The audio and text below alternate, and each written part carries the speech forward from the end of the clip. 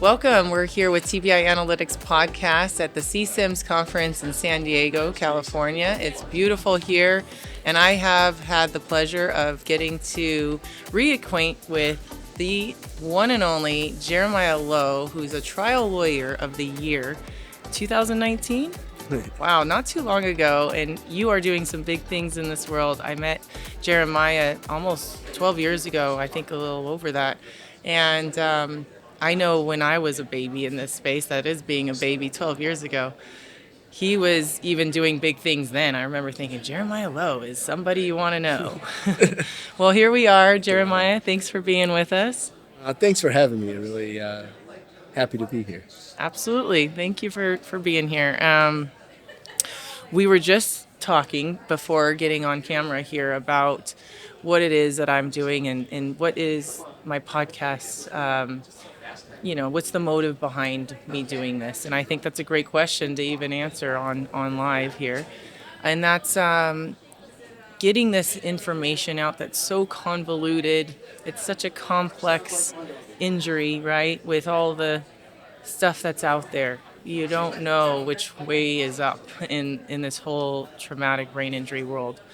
Then you also have the different layers of traumatic brain injury. You've got the mild to moderate and severe, and they are all handled differently. We all know it's not a cookie cutter injury. And so what my motive behind this podcast is let's cut out the weeds of that convoluted space and help kind of give more direction in what other people are doing and kind of benefit off of your experience in that space. So you being a prominent trial lawyer and having done how many thousands of cases probably in personal injury, where along the way did you start doing traumatic brain injury, and what have you done in that space now since then? It's and what you're doing sounds remarkable. It's Thank you. really cutting edge, and I think the science is evolving. Yes. And I'm excited to see where it goes. Yes, thank It's all you. going. Yeah, thank you for even just being in the know of that. I know it's already time consuming to do that, let alone what else is out there coming up from research and able to help your clients. You just don't know if your head's here, right? So that's where, coming out and showing this, maybe getting more education out there and helping is good. So Yeah, no, and my journey, it feels like it's been a long one with traumatic brain injury, and where it started is nowhere near where it is now. yeah, I remember the days when, everything other than a 1.5 MRI was, pretty much off the table. Yes. There was no 3T MRIs that we were talking about. There was no DTI. PET scan was in its very sort of early days. Most of the time it was not admissible. And, I think people were very skeptical. I mean, people are still skeptical, but the science has come so far that people understand brain injuries more now and are more receptive to something like brain mapping than I think back in the day. I think if you didn't see it, they wouldn't understand it. Now that there's a recognition of brain injuries in a different way and more profound way, and I think the NFL and what has come, out in terms of the data and the studies there have really helped transform understanding at a different level. So trying cases for a number of years in this space, it's been a journey. Some very rewarding trials and some that did not go our way. And I wonder, with today's technology, would it have looked different? Would it have been different? Wonder. Yeah. Yeah. But we used, a lot of times it was people, right? Before and after witnesses, the people in their lives, and telling the story and bringing to life what their lives looked like before and after. And really the only explanation was this trauma that the individual had to explain the changes. But you add, the medicine on top of it and the visuals, and it makes a much more compelling story. Absolutely. When you can get that trust from that jury to see that this person is really off, because they might look normal to everybody else, but what they are Yes. struggling with, really only a lay witness could give you that. And so that's really strong on that being really a tool for traumatic brain injury lawyers out there that are helping their clients with that, is to recognize that you don't have to necessarily always depend on that medical. If anything, your more trusted source is those lay witnesses because they have that knowledge from before and after. Yeah, and even that person that's brain injured doesn't even really know what's wrong with them sometimes, and they can't even pinpoint what's wrong. But that maybe their brother, sister, or friend, or worker, counter could help them with that. So true. It's so true that oftentimes the individual who's going through the the experience of having a traumatic brain injury are have the most challenge talking about it. It's usually the people in their lives, whether it be coworkers, whether it be family, friends, that can articulate it the best. And then sometimes for the victim, seeing that there's something wrong brings some almost like relief to explain why they're going through what they're going through. So sometimes the visual of it can really help in the healing Yes. process. So it's I'm not going crazy. Like Right. I understand, like I know I have something wrong, and now it's like okay, I can see it. It's like seeing a There's broken validation. bone. Exactly, it's validation. Yep. And that's what we couldn't do before with this now advanced imaging. And that's what gave me that passion by working on these cases from behind the scenes and seeing the struggle.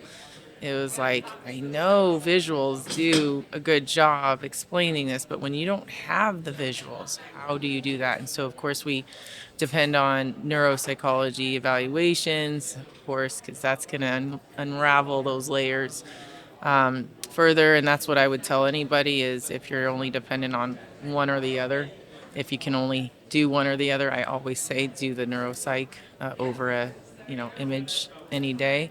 But if you can get that advanced imaging, obviously this is what I tell everybody is let's get the answers that these people deserve and need to know, not only just to prove or support their diagnosis with the insurance claim, but really just for their own peace of mind for their future and actually just being a human being in this world, let alone the personal injury claim that's against them.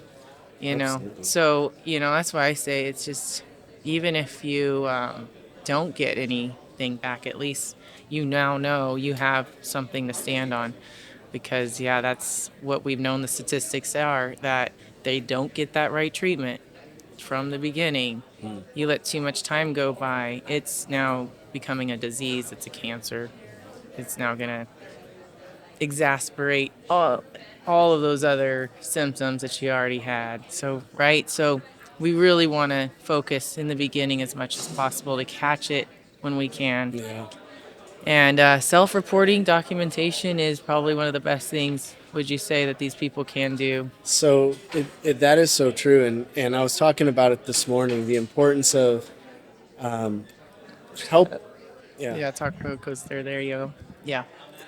it's really important to understand for clients that there's help out there, and Yes. letting them know there's help out there, Yes. and giving them the resources to find that support. And sometimes the imaging or the neuropsychology, all that's a great starting point Right. But to now it's like, say, okay, now what do I do? right. It's like, okay, now what? And that's been the hardest part. I have a problem, but now what? Now Yeah. how do I find the help? Yeah. And so I think so much of what our job is as lawyers is to, tell their story, of course, but also help them find the resources for the best possible recovery.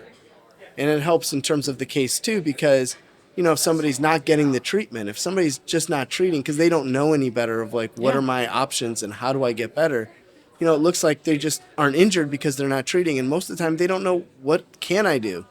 So much of it is about giving So them the true. resources of like, here are here are doctors that can help you, guide you towards the therapies that will actually help improve your life. Yeah. And Yeah. it helps with the case too, of course. Yes, and when they can see that compassion from their own lawyer, that they do care, they're not just a number, a dollar sign, it really goes a long way. Because, yeah, the last thing that anybody wants to be deemed is a traumatic brain injury, victim or survivor. So, but yeah, I love your outlook on that, and tell us about what got you to Trial Lawyer of the Year. I want to know what gave you that. What was that case to help you get there?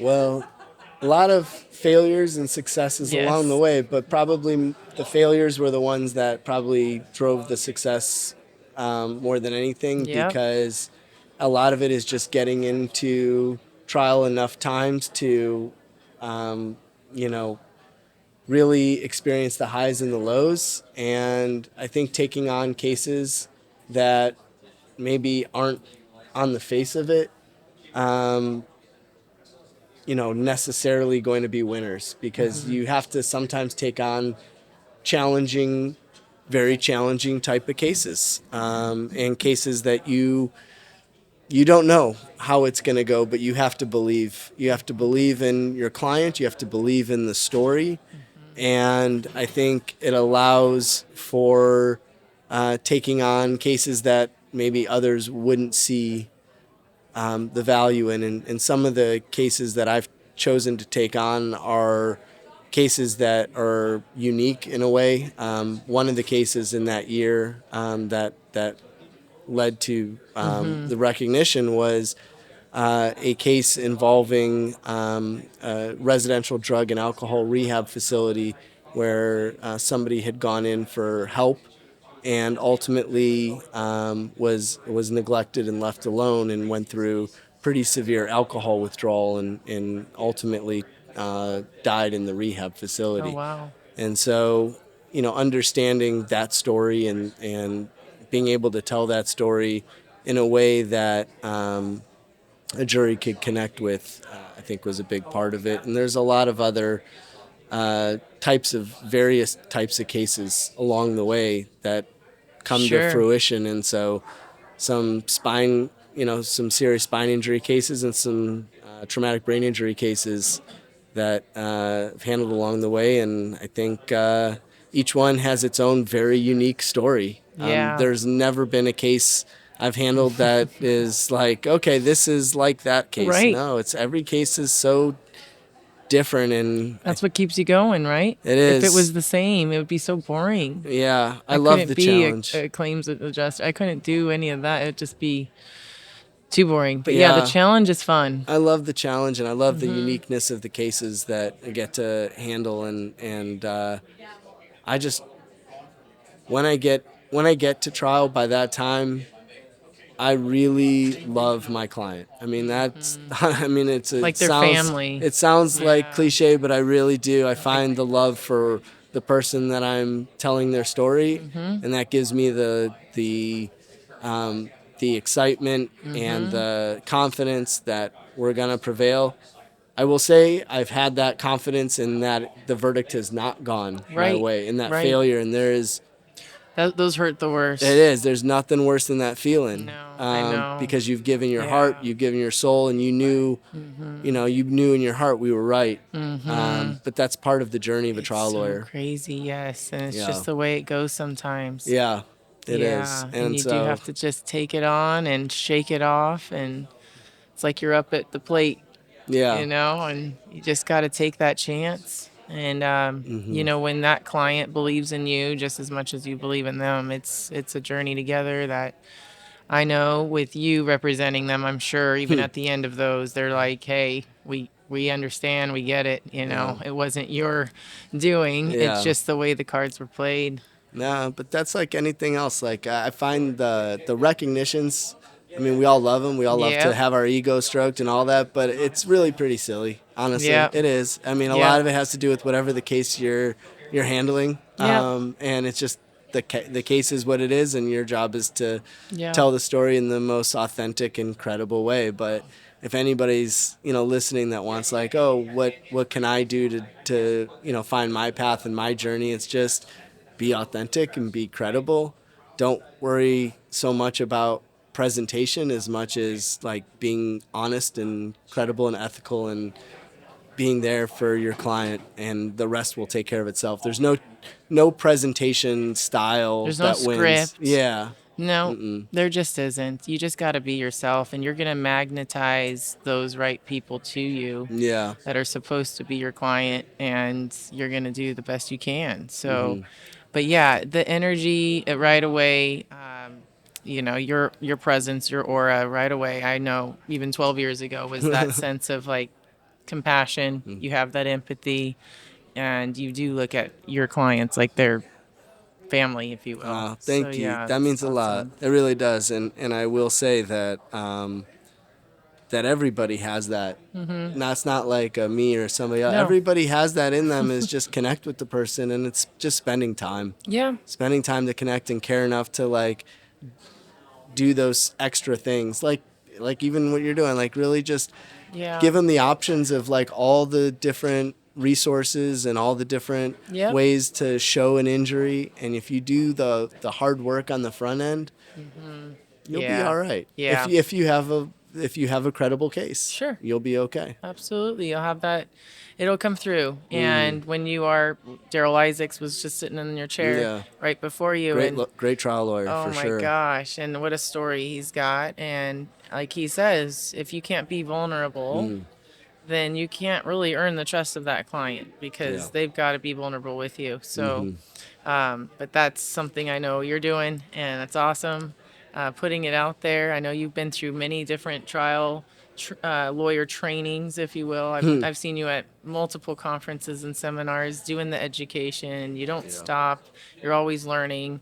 Even though you're trial lawyer of the year, you're still learning, right? So it's really a constant learning process in this game. Yeah, That's for sure. especially in this field, like with traumatic brain injury, it changes.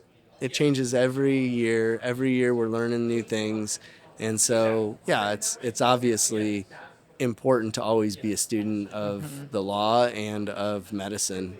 Yeah, Yeah, absolutely. Well, one day maybe you'll get a case where we can yeah, work together, and I'll show you this new yeah. incredible imaging we're doing, and I look help forward to those it. clients of yours. Well, I'm excited to hear about, because I know it's changing quickly, and I feel like a lot more confidence in using this type of technology as it's been, progressing, and seeing the data on it. It seems really promising. Yeah, it is. It's exciting to see where it goes. Yeah. And, the more this is out there and the more people that know, the more united front we can have Yes. with this. And the more people are going to get the answers they deserve to know, like we were saying. Absolutely. So it's so cool. So thank Yeah. you so much for being here with me and Thanks for having me. spontaneously doing That's this. fun. So this is what happens when you share a drink and you go and That's have right. a good talk. That's right. That's right. So thank you so much for listening in. Catch Jeremiah Lowe down in San Diego That's right. with his firm, Lowe Lazar. Lowe Lazar. Yeah. What a great two names together. Lowe That's Lazar fun. Law, yes. Lowe Lazar. All right. And TBIanalytics.org. All Thank right. you so much, everyone. Thanks for having me. Bye.